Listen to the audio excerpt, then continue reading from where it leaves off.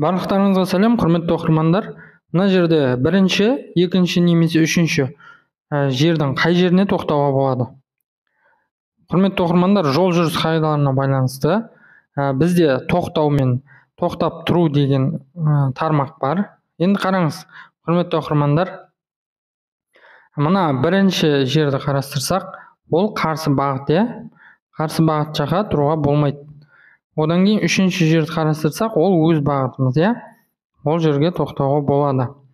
Ал мынау екінші дегеніміз, ол жүріп өту, бұл жер екеуіне де тоқтауға болмайды деген. Бұл жерде үшінші орынға тоқтауға болады әрине. Келесі жағдайды қарастырайық. Мына жағдайда бізде тоқтауға да, тұруға да болмайды деген белгі тұр мына жерде. Енді қараңыз, қай жерге тоқтауға болады. Мынау кері бұрылып, үшінші орынға тоқтауға болады дейді. Болады ма деп сұрап тұр сізден. Және бірінші орынға болады ма дейді. Енді бірден жауап берген кезде көп адам әрине бұл жерде бірден бірінші орынға тұруға болмайды. Себебі тоқтауға да тұруға да болмайды деп үзілді-кесілді айтуы мүмкін.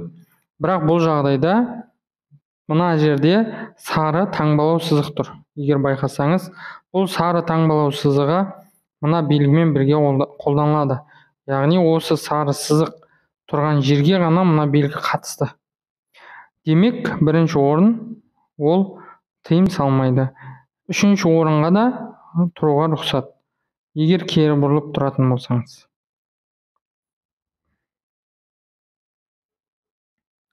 Құрметті оқырмандар, келесі жағдайды қарасақ, тоқтауға да, тұруға да, бұл жерге қай жерге тоқтауға болады?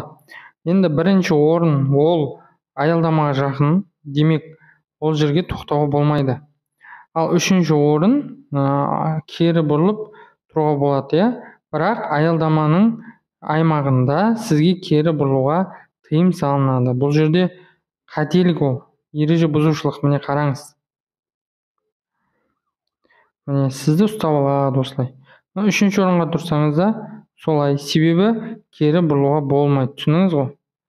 Құрметті оқырмандар, егер сіз жол жүріс қағидалары бойынша біліміңізді арттырамын десеңіз, онда біздің каналдағы видеоларды қарасаңыз, тегін сабақтарды қарасаңыз, жол жүріс қағидаларын нақты түсіне алатын боласыз. Сұрақтарыңыз болса, комментарийге жазып сұрасаңыздар болады.